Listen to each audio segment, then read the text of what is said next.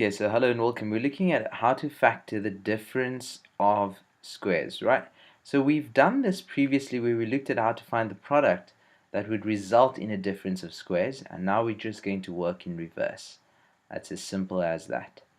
Okay, and what we're going to be looking at specifically is the following.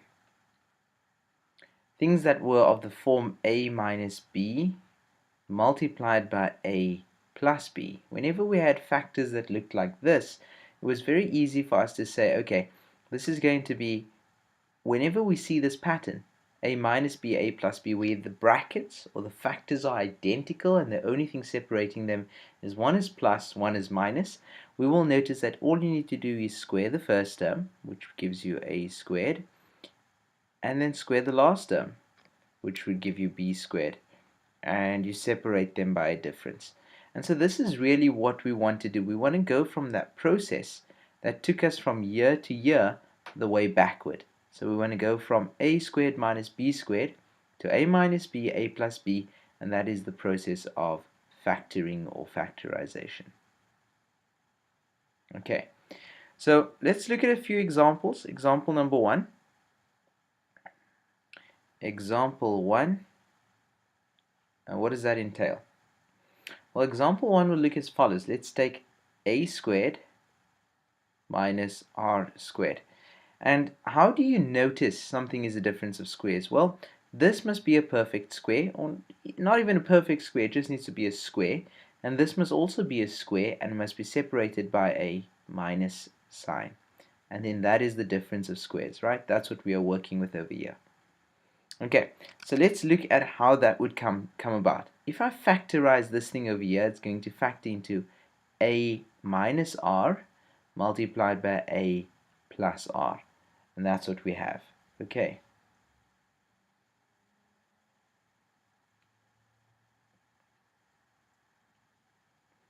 A minus r into a plus r.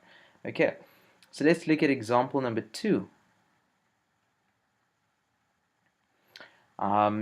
Let's take a squared minus 16, and this is a square, that is a square, and that is a minus sign that separates them.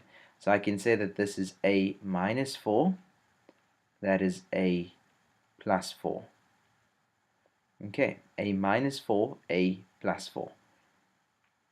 Righto. And that's it. So what is the pattern? Essentially you need something that's a square, or even if it's not a square, all you need to do is you take the square root of the first term and place it there, square root of the second term and place it there. You do exactly the same thing on the other side and you separate them by plus and minus. Okay, let's give you example number 3 now. Let's take 9a squared minus b squared. Well, this is a square, and that's a square. Even if it wasn't a square, you just find the square root of that number and you can factorize it into a difference of squares. And the main thing that you need to look for is that it's a difference. In other words, there's a minus between the two. So we take the square root of this first term, which is going to be square root of 9, and square root of a is 3a. And the square root of b squared is just b.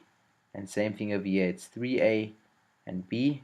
And this is plus, this is minus. Remember, the order doesn't really matter. Okay, that was example number 3. Let's do example number 4. 9a squared minus 25b squared. And what do we get? Well, this will simply be 3a minus 5b. And that joins with 3a plus 5b. Remember, the biggest key to look for over here is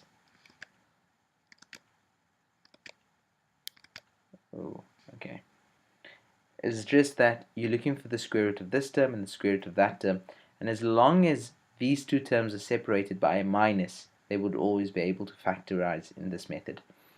Okay, let's look at another example, and then this would be example number 5. 81c squared minus 49a squared.